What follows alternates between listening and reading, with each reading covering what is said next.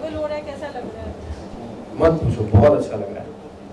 और मेरे लॉकडाउन में तो मेरी हालत इतनी बुरी थी कि मेरा मतलब जिसपे बेसिकली हम काम करते हैं, जो सेटअप होता है होम स्टूडियो, वो घर पे ही नहीं था।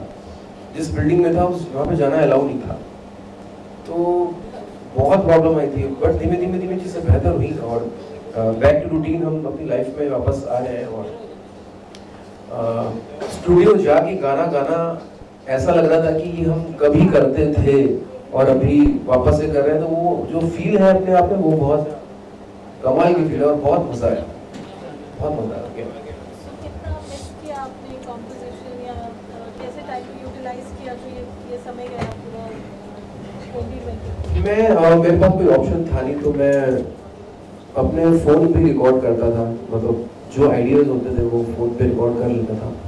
और ऐसे बहुत सारे आइडियाज़ जो थे वो मैंने अपने फ़ोन पे रिकॉर्ड किए। फिर जब प्रॉपर चीज़ें बेहतर हुई और एक्सेस हुआ कि मैं जाके अपना एटलीस्ट मैं अपना सामान ला पाऊँ अपने घर, तो फिर वो किया। और उस पर मैंने मैं काम कर रहा हूँ। कुछ नॉन फिल्म, जैसे ये नॉन फिल्म है, कुछ और नॉन फिल्मों में मैं काम कर रहा हूँ, कुछ फिल्म्स में काम कर रहा हूँ। तो वो जो लॉकडाउन के दौरान जो आइडियाज़ मैंने कहीं ना कहीं फ़ोन पे रख कर लिए थे, उनको अब एक्सप्लोर करने का वक्त मिल रहा है। जैसे विलन 2 मेरी आएगी अभी, आई थिंक नेक्स्ट ईयर आएगी। तो ऐसा बहुत सा काम है उस गाने में जो मैंने ये लॉकडाउन में कुछ काम करके रखा था, आइडिया, सिर्फ आइडिया। तो ये काम ऐसे ही काम आ रहा है। कहीं ना कहीं लिरिक्स की बात की जाए तो आपके गाने में हमेशा रोमांस का कुछ आइदर जैसे विछोड़ा है या there's always a word, तो आप कॉन्शियस एफर्ट रहता है अंकित या it is part of your journey?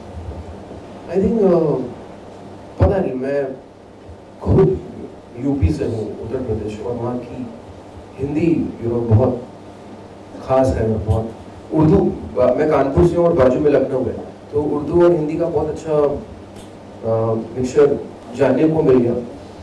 और मेरे साथ मुझे लगता है कि स्टार्टिंग से स्टार्ट टू एंड गाना का एक बहुत ही अच्छा कंक्लूजन होना चाहिए, और वो कहीं ना कहीं मुझे मिल जाता है।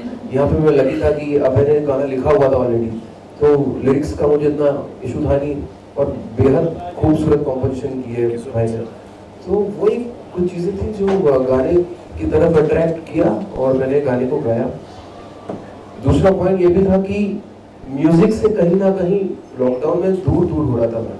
मेरे पास सिर्फ मेरा फ़ोन था घर पे और एक पियानो रखा हुआ था, ये 2 चीज़ें थी। तो उसी से मैं कितना कर सकता था, क्योंकि कुछ रिकॉर्ड तो मैं कर नहीं सकता था, तो उसी के थ्रू मैं काम कर रहा था, वैसे ही काम कर रहा था। और स्टूडियो जाके गाने में ही वो था कि यार ये करना है, मुझे जाना है, मुझे स्टूडियो जाना है, मुझे डब करना है, मुझे स्टूडियो जाना है बस। तो ये सब जो मूवमेंट थे, ये सब पता नहीं, मुझे ऐसा लग रहा था कि मेरी जिंदगी में कभी ऐसा ना हो कि ये मेरा सपना था यार, ये पहले करते थे। बट टचवुड हम सब कहीं ना कहीं वापस बैक टू रूटीन आ रहे हैं। हम सब यहाँ पे इतने कैमरे के साथ यहाँ पे इकट्ठे हैं और हम सब सेफ हैं, अच्छे से। सबने अपना मास्क पहन रखा है, मेरा यहाँ पे रखा है, अभी बाद में पहन लूँगा। और मेरा एक सवाल है कि जैसे कि आपने भी जिक्र किया बहुत ज़्यादा इंडिपेंडेंट म्यूजिक भी अभी हो रहा है। हाँ जी, हाँ जी। तो आपकी नज़र में फिल्म से ज़्यादा, बहुत ज़्यादा आजकल इंडिपेंडेंट म्यूजिक पे सब आप जैसे दिग्गज सिंगर्स अब उस चीज़ से पीछे नहीं हट रहे। Sometimes you are doing a lot of films, you are doing a lot of films, but क्या आपको कभी ऐसा महसूस होता है कि सिंगल ज़्यादा नहीं कर रहे हैं? आपका क्या इसके ऊपर टेक है? मुझे ऐसा लगता है यार, पता नहीं लोग ऐसा मानते हैं, मेरे लिए film music, non film music ही है। मतलब यहाँ पे भी मुझे म्यूजिक करना है, वहाँ पे भी म्यूजिक करना है। आई एम म्यूजिशियन, मुझे म्यूजिक से प्यार है जी। तो मुझे अच्छा म्यूजिक करने में हर वक्त मजा आएगा। और बस एक ये अलग क्या है, दोनों के बीच में डिफरेंस क्या है कि फिल्म में सिचुएशन होती है, पहले से पता होता है, फिल्म का वो मूड होता है। नॉन फिल्म एक अच्छा गाना, कोशिश क्या होती है कि अच्छा गाना बनाते हैं और एक अच्छा वीडियो बनाते हैं। नॉन फिल्म में एक कोशिश ये होती है। तो बस यही डिफरेंस है। और बाकी आई थिंक दोनों म्यूजिक है, चाहे फिल्म म्यूजिक हो चाहे नॉन फिल्म, कोशिश उसमें भी क्या होता है कि क्या चल रहा है, ट्रेंड में क्या है वैसा करें, तो उसमें भी म्यूजिक है। आई थिंक हर एक चीज़ में म्यूजिक ही है। राइट। आपके बहुत बड़े बड़े सिंगल्स बदतमीज एंड ऑल जिनमें आप खुद फीचर हुए हैं, हम अब आपको दोबारा खुद फीचर कब देख रहे हैं किसी गाने में? मैंने लॉकडाउन में अच्छा खासा पुट ऑन किया हुआ है, तो अभी जब मैं वापस से पतला उतना हो जाऊंगा तो देखा जाएगा। When we can see on screen sir? पता नहीं यार अभी, म्यूजिक में तो हमेशा देखेंगे लेकिन ऑन स्क्रीन का मुझे आइडिया नहीं है। ओके। और आप कभी सर, आप इतने बड़े स्टार हैं, आप कभी फिल्म्स ऑफर होती है सर आपको एज एन एक्टर सर? बहुत एज एन एक्टर सर मैं बहुत एक नॉर्मल म्यूजिशियन हूँ, वो स्टार मुझे समझ नहीं आता। मुझे लगता है कि म्यूजिक मेरे लिए बहुत, जितनी मेरी औकात नहीं थी उससे ज़्यादा मुझे इस मिट्टी ने दिया है, बॉम्बे ने जी, महाराष्ट्र में, तो मैं यहाँ की इज्जत करता हूँ। I think day by day हम जब बढ़ते हैं तो एक एक्सपीरियंस गेन करते हैं जी। तो पिछले 14 साल में, पहले मुझे 13-14 साल हो गए हैं मुंबई में, तो पिछले 14 साल में मैंने वो एक्सपीरियंस गेन किया है।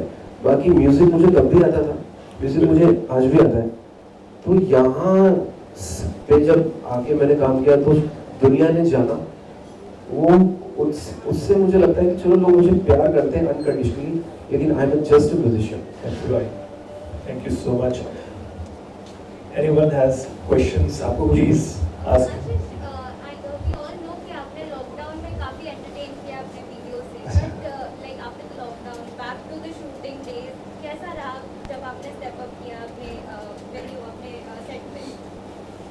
मेरा मतलब शुरुआत में जब शूट होना शुरू हुआ था तो बहुत डर था कि कोरोना फैला हुआ है, तो मतलब हर चीज़ बहुत ध्यान से की जा रही थी। इवन मैंने शुरू में शूट किया था बासमती राइस का, तो उसमें मुझे खिचड़ी खानी थी, तो वो स्पून भी मैं सैनिटाइज करवा के और क्लीन करवा के फिर हम स्टूडियो में माइक तक हम लोग सैनिटाइज कर रहे थे, बहुत ज़्यादा, तो हेडफोन पहनने से पहले उसको सैनिटाइज किया।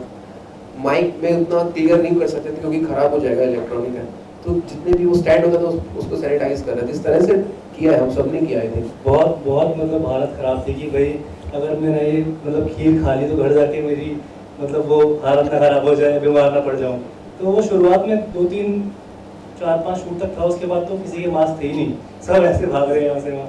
तो वो अभी डर खत्म हो गया है, मतलब कोरोना तो अभी है ही, हमें सेफ्टी रखनी चाहिए, लेकिन हाँ अभी जो पहले वाला डर था वो थोड़ा कम हो गया है। और जब जिस टाइम पे कोरोना चल रहा था, लॉकडाउन था, तो मैं ट्राई कर रहा था कि मतलब एज एन एक्टर कुछ ना कुछ शूट करता रहूँ और कुछ ऐसा ना हो कि लॉकडाउन ख़त्म हो और पता लगा शूट मिला और इतना घबराया हूँ, एक्टिंग ही हो रही। तो वो प्रैक्टिस 8-9 महीने जितना भी लॉकडाउन था चालू थी। तो जब ऑन सेट आया तो लगा ही नहीं कि सेट से दूर था, क्योंकि घर में भी एक सेट ही बना दिया था हमने शूट कर करके।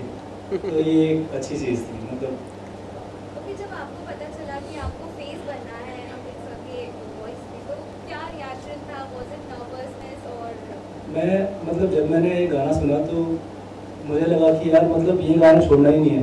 कभी कभी क्या होता है ना, एक्टर को डर लगता है कि अच्छा मैं इसमें मतलब बार्गेन करूँ कि नहीं करूँ। अगर पता लगा मैंने मतलब जो मैंने बोला और पता लगा गाना हाथ से निकल गया, किसी और एक्टर को मिल गया, तो मुझे था कि भाई मुझे ये सॉन्ग करना है, आपका जो मन कर रहा है करना है करो, मुझे बुला लो। और लकीली जब ऐसे ही सॉन्ग शूट शुरू हुआ तो फाइनली मुझे लगा कि हाँ ये गाना मैं कर रहा हूँ। और मैं सर को मतलब मैंने SMS भी किया था इंस्टाग्राम पे, आपने देखा होगा, पता नहीं, अभी देखता हूँ